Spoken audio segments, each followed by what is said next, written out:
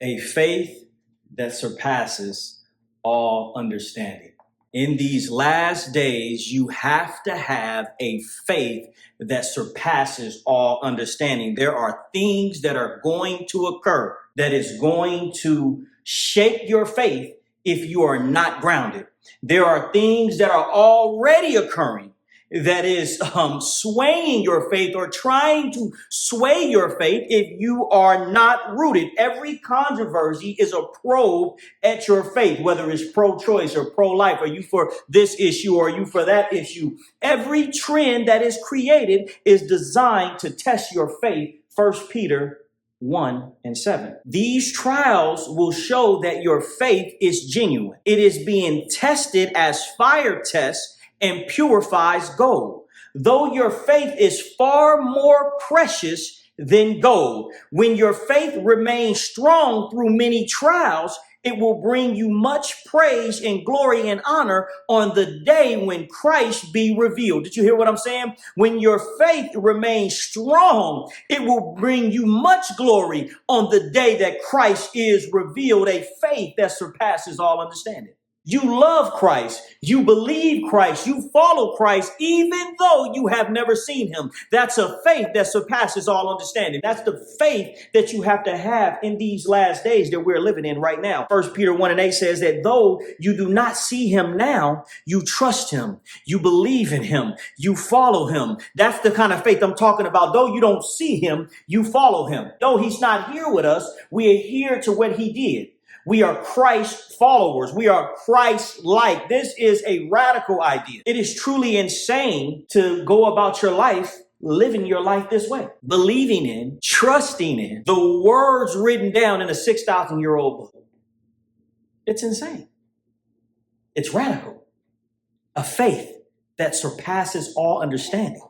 It is outside of the understanding of a normal person or of the world to understand. What do you mean that you are believing in a book and following your life after a book that was written 6,000 years ago? What do you mean that you are adhering to the words in a book that has been written and rewritten and retranslated by several different authors? Right? And they all claim that their words or that their works were inspired by God. I don't know if you remember a few weeks ago when Boudin was here and I told you, go grab God's laws. And then you grab my book and they both start dying laughing. Because what I'm saying is they saying, oh, what is he saying? That book is inspired by God? Lord, I'm preaching to somebody right now. Y'all don't hear me. 2 Corinthians 5:13. If we were out of our mind, as some say, it is for God. But if we are in our right mind, it is for you. I hope y'all hear what I'm saying. A faith that surpasses all understanding. 2 Corinthians 5:14. Either way, Christ's love controls us. When I told you to go get God's laws and they think I'm out of my mind, either way, Christ's love controls me. Since we believe that Christ died for all, we also believe that we have all died to our old life. Christ died for us, and we believe that we have died to our old life. He died for everyone so that those who receive his new life will no longer live for themselves. Instead, they live for Christ who died and was raised for them. Lord, I thank you. Christ died for us all. And we believe that we have all died to our old life once we accept Christ. You hear me? Once we become a Christ follower. But how does one die to an old life, to old habits, to old way of thinking, to old principles, to old ideas? How do you die from that? How can you die from something without adopting new things? You become a Christ follower, a Christian. And to follow Christ is to do what Christ did, right? For example, what did Christ eat? You see what I'm saying? What did Christ eat? You claim to be a Christ follower, a Christian. Well, do you eat the same stuff that Christ ate? I'm talking physical food, not spiritual food, physical food. Do you eat the same thing? Well, we know Christ ate fish because he turned the 3 pieces and 5 loaves of fish to feed the 5,000. He was on the boat with Peter, got on the boat with Peter, and Peter was a fisherman. So we know he ate fish, but what kind of fish did he eat? Did he eat catfish? Lobster, shrimp? What kind of seafood did Christ eat? Because you're a Christ follower, right? So what did he eat? Look at this real quick. John 7:16. Jesus answered, Christ answered, Yeshua answered, my teachings is not my own. It comes from the one who sent me.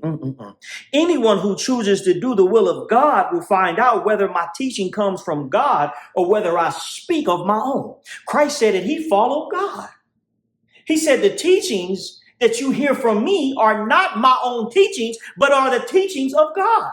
So he said, my principles are not my principles. My morals are not my morals. My ideals are not my ideals, but they are of God. Oh, this is so good. This is so good. So then what are the teachings of God? What are the principles and the ideas of God?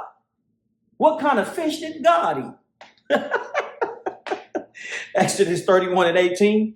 When the Lord finished speaking to Moses on Mount Sinai, he gave him the 2 tablets of the covenant of the law, the tablets of stone inscribed by the finger of God. Wait a minute. God wrote with his fingers some tablets to Moses, and they were God's laws, God's statutes, God's commandments, God's morals, his principles, his ideals. These morals Christ said he followed.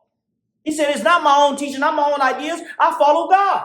And now we just showed you what God's laws are. They're the laws of Moses.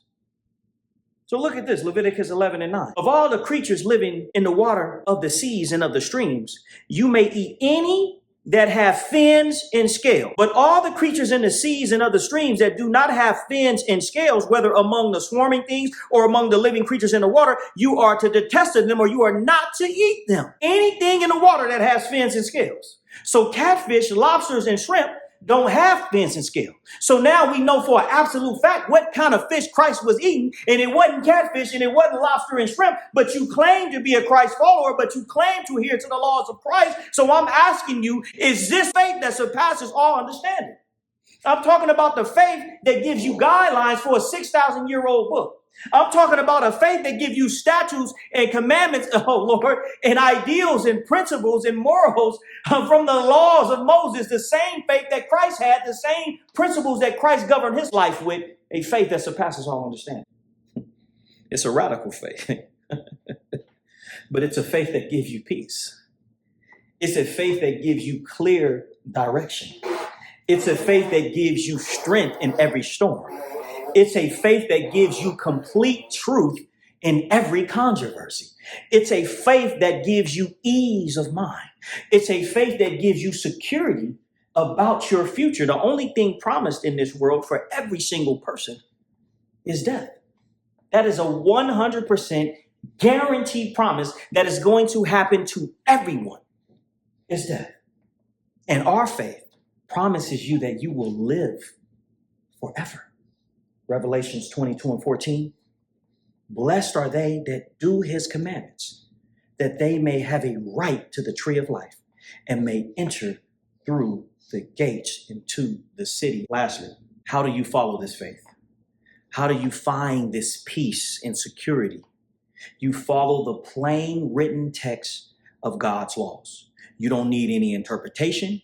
You don't need a PhD. You don't need a master's. All you have to do is follow the plain written text of God's laws. You don't even need to buy my book, God's Laws, Commandments, and Statutes, even though it's a great reference guide to God's laws. You don't need it in order for you to follow God's laws. He said that it's inscribed in the tablets that I gave to Moses. Right there. The laws of Moses. And Christ said that he followed the laws of God. And God said that I gave my laws to Moses. So all you have to do is go read the books of Moses. Oh, Lord, this is so good. Christ didn't eat pork sandwiches. Contrary to popular belief. You're a Christ follower. You're a Christian. Well, then you can't eat a pork sandwich. Contrary to popular belief, Christ didn't believe that it was okay for you to be a homosexual. Oh, Lord, I'm going to get in trouble. Christ didn't believe that it was okay for you to have an abortion. And Christ didn't believe that if you ever committed those acts, that you are condemned today from committing those acts. We have all fallen short from the glory of God, and Christ died so that he can repair us back to God. So if you had committed those acts before, and now you want to be a Christ follower, so you want to die to the old way of living, now you have to follow the new way of living to have a new life, the new instructions, the new morals, the new ideas for your life, which is God's laws. And when you start to follow God's laws, you sin no more. Your sins are forgiven. So your past crimes are forgiven. And now you sin no more. What is sin? The breaking of God's laws, the breaking of God's commandments, his statutes. 1 John 3 and 4. That's what sin is. Leviticus 5 and 17. That's what sin is. Anything that God commands, you decide not to do it. So now you have sinned.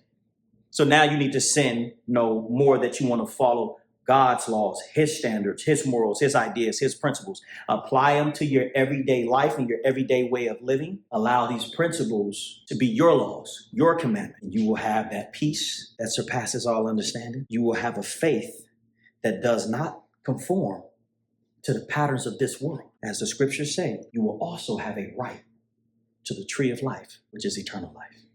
Hey guys, thanks for watching. Thanks for listening. Almost every other day someone asks, hey Leo, how can we support you? You can support by subscribing at ministries.leodunson.com, and you will get my exclusive channel there. You can support me over there, or you can also support by Cash App, # Leo Dunson. You can also go to leodunson.com/donate. All of your gifts, all of your donations, you honestly don't know how much I appreciate it. I can't even articulate it in words how grateful I am for someone to donate and sow into this ministry. It really, truly is a blessing to have people that support you. May the glory of God and his blessings be upon you. Shalom. Shalom.